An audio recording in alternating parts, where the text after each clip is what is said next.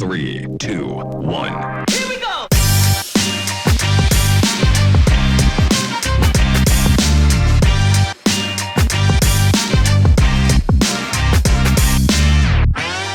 Okay, so for today's adventure, we will be checking out the world of homemade spices. I have never done this before, and I could not be more excited because I've wanted to make this video for a long time now. Mostly because I love cooking, but also I really love eating, so let's go. First things first, what are we working with? I've got a couple different families of produce that I want to dehydrate and turn into powder. Some quick research on the interwebs told me how to prepare everything, and that everything that I've chosen should be easy to work with. So I think that this will be a reasonable balance of easy to make, full of flavor, and getting spices that are otherwise hard to find in your local supermarket, like, I don't know, tomato powder or pure habanero pepper powder.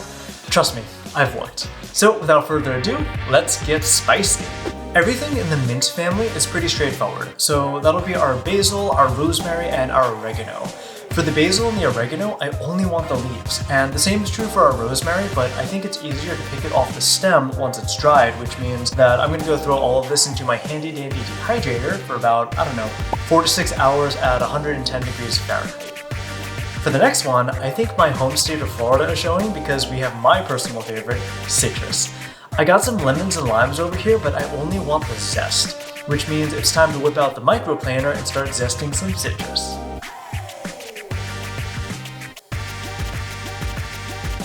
Okay, so we have our lime zest done. My arm hurts. I'm gonna go take that, throw it into aluminum foil tray, and then stick that in the dehydrator. And then now we need to do the same thing for the lemons. Let's go. Okay, I didn't realize that zesting things would be so hard and really exhausting, but at least my hands smell like lemons and the kitchen smells like lemons, so that's a positive. Okay, that is a lot of citrus, and that took a little bit longer than I thought it would, but I have a feeling it is going to be so worth it. I'm happy to mix these things together and then toss it in the dehydrator for 4 to 8 hours at 95 degrees Fahrenheit or until dry. People on the internet mention that the higher the temperature, the darker the zest becomes, and I want something bright and vibrant, so 95 degrees, low and slow, here we go. Now on to the allium family, and in this case I mean garlic and onions. We gotta peel these bad boys, make sure there's no dirt on here, slice them really thin so they dry faster, and then throw them in the dehydrator for 8 to 12 hours at 130 degrees Fahrenheit. I am a huge baby when it comes to onion juice and crying, so I usually throw on some sunglasses to take the edge off. On we go. Finally, we have our nightshades. That's going to be our peppers and our tomatoes. For the tomatoes, I want to keep a nice and pure red color, so I'm going to scoop out the jelly bits and the seeds inside and only keep the red flesh. The same goes for the red bell peppers. I want the resulting paprika to be as vibrant as I can possibly get. Side note, for the longest time, I had no idea where paprika came from. I found out that there are distinct types of paprika that are made with specific peppers. So for example, sweet or Hungarian paprika is made from red bell peppers like the ones that we're using, but others like Spanish paprika is made from chili peppers and offers a little bit more of a kick. Anyway, paprika seems to be a blanket term for powdered pepper of some kind. I actually don't know if it has to be a red pepper or if you can use any color, and if you know, please leave a comment because I'm very curious. Anyway, on to our spicy boys. Now I've got a poblano pepper and a couple of habanero peppers, and I am taking great care to not touch my eyes because I'm usually an idiot and almost immediately touch my eyes after handling them. 0 for 10, do not recommend. A large portion of the heat of these peppers are kept in their seeds, so I will be drying and grinding the flesh only and keeping the seeds to the side. I love gardening and I want to grow these, but that's another video. For now, we gotta wait until everything is dry, so I will see you tomorrow. Okay, so it is the next day and the spices are all nice and dry. As a quick aside, last night I went back and I minced some of the ingredients just a little bit finer. The idea here is that more surface area exposed to the air should help it dry faster, and I'm trying to speed this process up, so that seemed like the right move. So let's go check out the spices. Oh yeah, that's looking really nice. Okay, yeah. These came out nice and dry. They're all crinkly. Perfect, this is exactly what I'm looking for. So here we have the red bell pepper, and this is what we're gonna use to make our sweet paprika. Oh wow, that's really good. That's really good. It's so sweet. I don't know, it's just a super concentrated version of the red bell pepper, but that's amazing. Yeah. let's try the garlic. Garlic.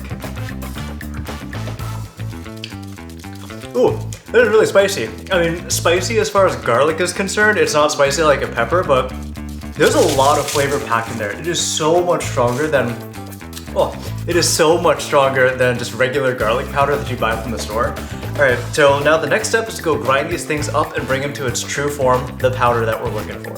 Alright, so I have all of these spices laid out and they look so pretty. The next step would be to go and grind everything. So if you have a spice grinder, go ahead and use that. I don't have one, so I'm just going to use this NutriBullet and it should be fine. Okay, so something that I've been told about grinding spices is that you're going to want to start with the least potent spice first and then do the most potent one last, because some stuff gets left behind in the spice grinder and you probably don't want spicy basil. Actually, I kind of do. That sounds delicious, but only when I'm expecting it. Anyway, time to go grind some spices, and I have a lot to grind, so the best way to do this is with a montage.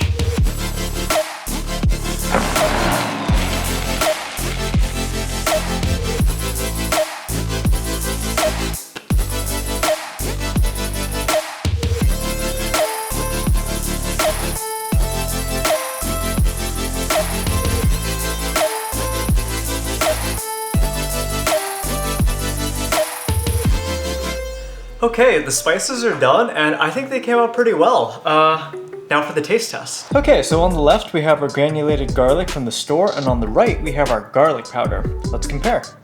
Alright, first one's garlic powder from the store. Yep, tastes like garlic powder. Now for the one that we've made. That's so much stronger. That's a lot of garlic. Yeah, this is so much better. It's so much more potent and the flavors are so much stronger. It's spicier and yeah, there's a lot more flavor in this one. Okay, so now that I know what these spices actually taste like, I think it's time to put it to a real taste test. Let's make some food. I'm thinking wings. So I got about 4 pounds of wings that I'm going to pat dry so that there's no moisture left, and then I'm going to toss it into a bowl with some olive oil and then start layering in our spices.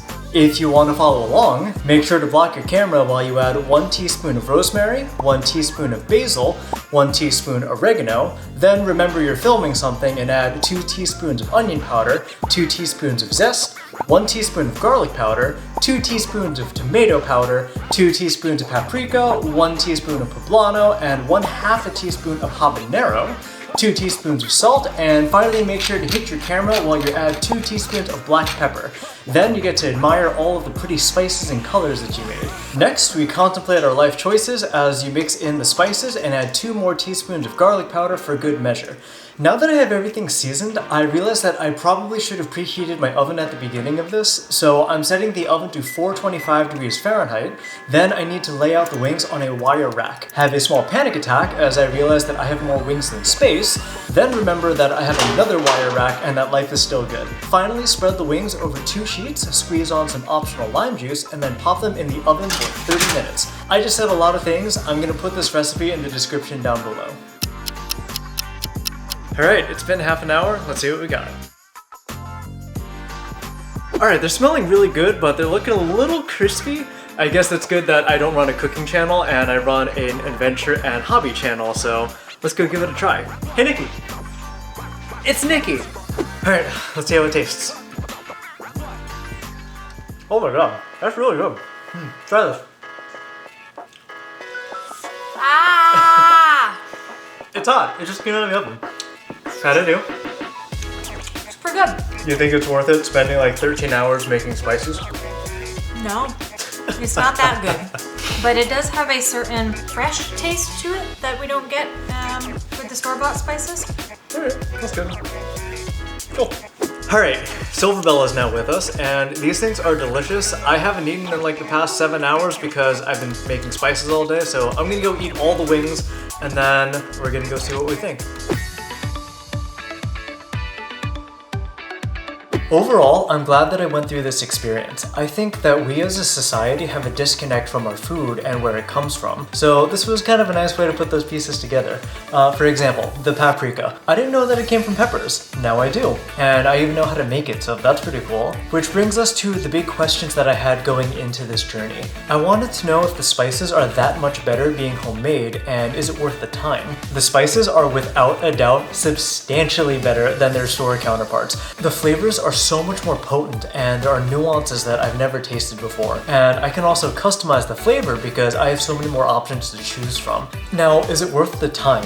Maybe. There's a decent amount of work involved in this process, and the yield is significantly less than what you would expect. So the volume of ingredients that you work with shrinks a lot when you dehydrate it, and even more when you blend it into a powder.